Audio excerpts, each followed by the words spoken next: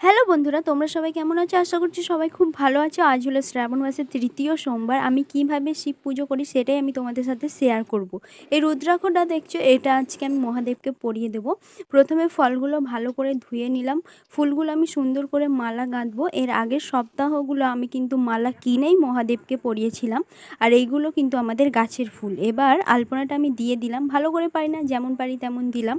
এবার আমি মালা গাঁথতে বসে পড়েছি। ফলগুলো এবার ভালো করে কেটে সাজিয়ে নেব।